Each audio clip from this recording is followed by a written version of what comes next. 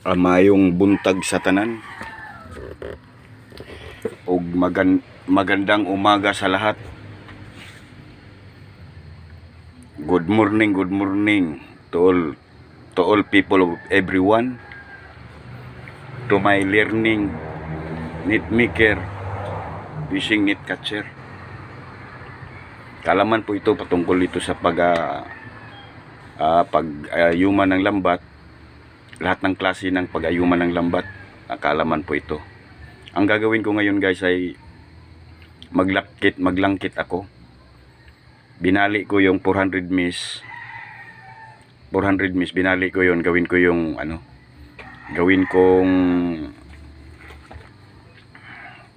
800. Yan guys, ididikit ko yan guys ya. Yan. Ito 400 to.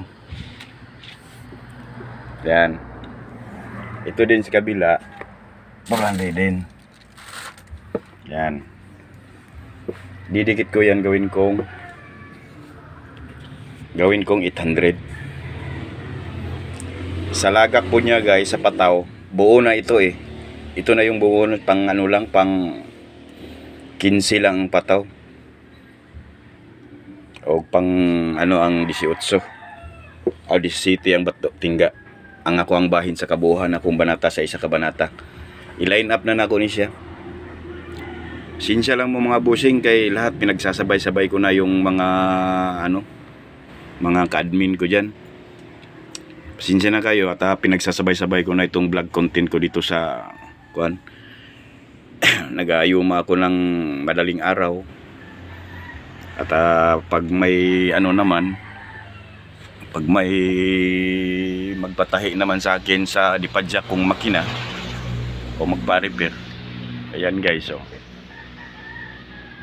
Yan siya, yan. Ayan ang makina, oh.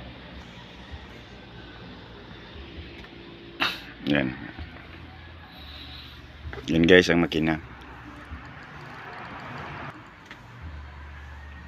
Kahit may sakaling may magpa-repair siya, itatanggap din ako. Ito yung inuuna ko guys, pagdidikit ko lang ito, baliin ko ito, gawin kong 800. Basta makinggan lang ninyo guys, lahat ng mga nanonood sa akin, pakinggan ninyo yung opinion ko tungkol sa lambat, at para maintindihan ninyo at masunod ninyo yung ginagawa ko sa lambat, pagtahi sa lambat o pag-ayuma sa lambat guys. At nagano din ako pagka umaga na, na siya, umaga na, bandang alas 6 ang sikat ng araw, maligo bago mag-tricycle na naman ako. Yan ang pinagkakabalahan ko sa ngayon, kaya wala pa man akong tumatawag sa akin na trabaho, kaya dito lang ako kumukuha sa tricycle ko ng ng pagkukunan ko ng panggastos araw-araw. Saka yan guys, pinagsasabay ko na para makita niyo yung personal na trabaho ko. Mga nabalaan ako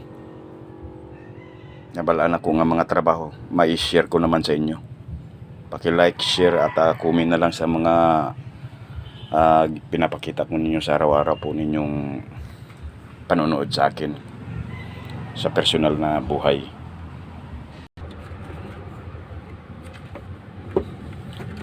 Guys, ready na ba kayong manood guys? Ito guys ha, ito yung una kong dinikit, langkit. Una sa lahat guys, ganito yung gagawin nyo. Zero lang ang meter guys ha. Tapos luwagan nyo lang ito.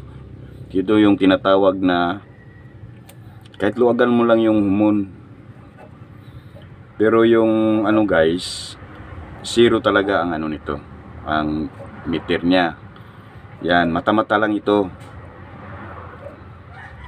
Ito ang mata-mata lang siya, hindi pantay labi. Kasi yung pantay labi, pwede mong pagkainan ng yon, mata. Kasi hindi magkapareho yung mata niya, size ng mata. Ito siya ang pagdidikit. Ang tawag dito langkit. Zero lang ang meter. Yan, luwagan mo lang yung mata. Yan guys ha. Tapos steady ka lang sa upuan mo. Kung nasa may pandong ka at nasa mainit yung panahon at saka ulan ang panahon pagdating sa trabaho, kahit maglingkod lang ka, imo lang siyang isabit. Ana,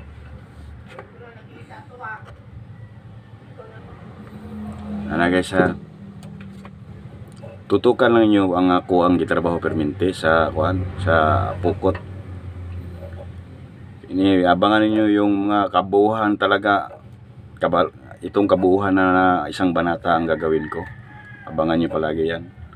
At saka manoodin kayo dito palagi sa habang binubuo ko itong isang banata. Hanggang doon sa sukatin ko na siya kung ilang haba sa bato at sa tingga. Kasama na sa kombinasyon. Hanggang dito na lang guys, at maraming salamat sa lahat po ng mga sa akin, nanonood o nakikinig sa mga opinion ko, mga payo ko dito sa sa lambat. Para po sa lahat ito ng gustong matuto dito sa kalaman na binabahagi ko dito sa lambat ng mga fishing net catcher. Hanggang dito na lang guys, at maraming salamat. At hindi ko na lang habain dahil mahaba na yung oras. Yan guys, hanggang dito na lang. God bless you all. Sana panoorin nyo palagi para updated po ako palagi sa aking vlog content dito po sa Kalaman po, patungkol po dito sa lambat ng mga pangulong. Guys, thank you very much to all, everyone, people.